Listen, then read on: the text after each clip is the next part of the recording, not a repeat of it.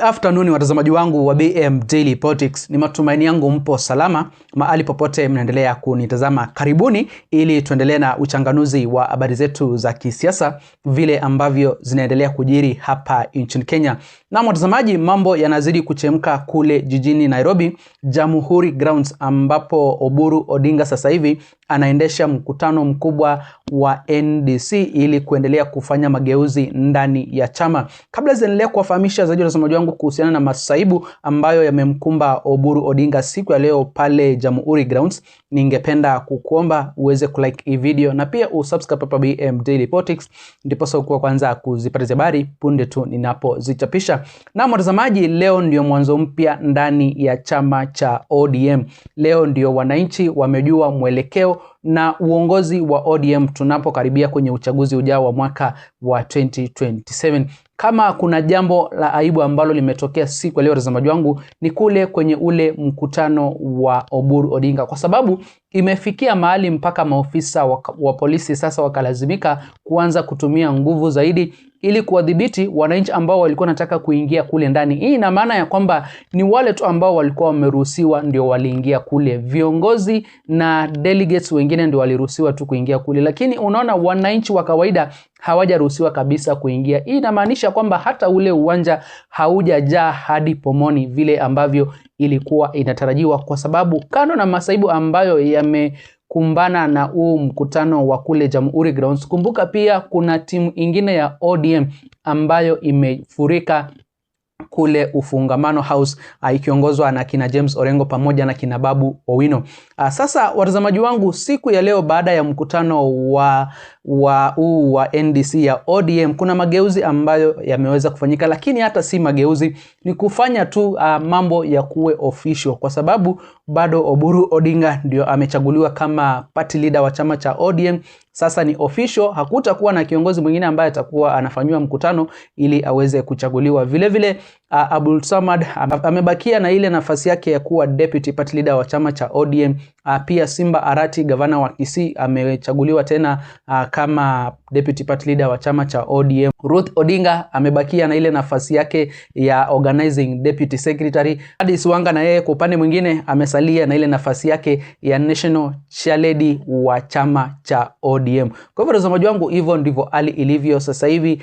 Bado tunasubiri kutoka kwa Oburu Odinga baada ya kuchaguliwa kama party leader wa chama ni yepi ambayo atakuwa anayapanga kuanzia sasa hivi, kwa sababu hii inamaanisha kwamba ODM iko chini ya uongozi mpya kando na ule ambao uliachwa na baba Raila Amolo Odinga. Nataka niwapatie fursa watazamaji wangu, niwapeleke moja kwa moja mpaka kule jijini Nairobi Ufungamano au uweze kujionea vile hali ilivyo sasa hivi, wakati viongozi walinda mwananchi na wao wanaendelea kukamilisha ziara zao za kisiasa, ingawaje wamekumbana na changamoto za mapolisi pale kuwawekea roadblock, kuwazuia, kuwavuruga, lakini hatimaye wameruhusiwa kufanya mkutano wao kwa njia ambayo ni ya amani. Kabla ya kuwekea hii video mtazamaji wangu, ningependa kukumbusha tena ujiunge nami hapa BM Daily Politics kwa kusubscribe na pia uweze kulike, kushare na comment, ndipo sasa ujumbe ama habari zetu ziweze kuwa recommended kwa watazamaji wengi zaidi. And I hope that Oburu remembers that time when our own Raila Amolo Odinga,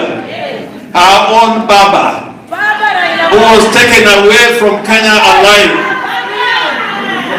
amewekwa futi 6 chini na mtu anakuja na chuma na simiti to cover him. It's as if to say Raila is gone forever. But we want to tell people like Kasongo, Raila is alive. Raila is alive. Raila yuko na sisi. Raila yuko na sisi. And Raila has left a true legacy of leadership. Deputy party leader Usos. Nani kama wewe? Nani kama wewe? Nani kama wewe? Babu Owino. Nani kama wewe? Nani kama wewe? Karoli, nani kama wewe? Kibageni, nani kama wewe?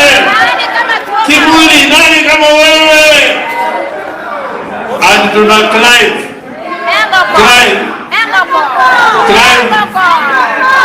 kule Mombasa kabla ya mkutano tutaenda kwa gym, lakini hatutakona.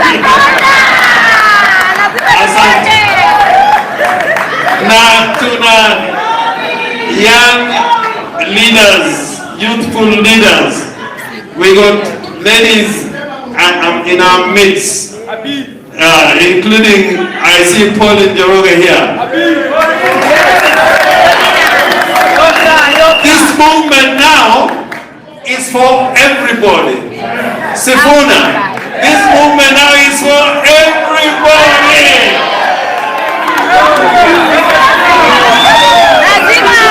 It is, we own ODM, the spirit and soul of ODM, but the Raila movement is for everybody.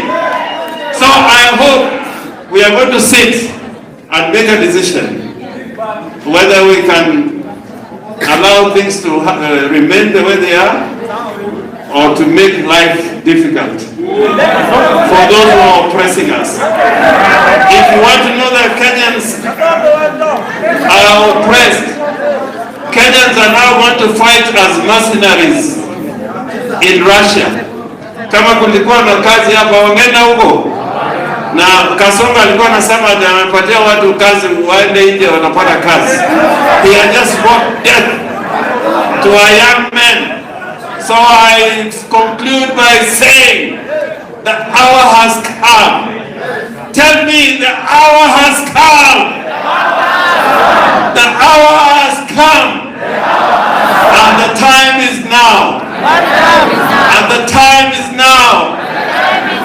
ODM oye! Na mtazamaji, kama vile ambavyo umeweza kusikiza, huo ni ujumbe kutoka kwa James Orengo. Huyu ndio anaongoza timu ya Linda Mwananchi, ndio anaongoza kuondoka kwenye ule upande mwingine wa ODM. Unaona, yeye bado anaendelea kusisitiza ya kwamba Oburu Odinga anajua vile ambavyo anafanya sio vyema kabisa, kwa sababu anafanya hivyo kwa matakwa yake yeye mwenyewe, bali sio kwa matakwa ya chama. Anataka tu kujinufaisha, yeye anataka power, anataka kupatiwa position kubwa ndani ya serikali ya Kenya Kwanza.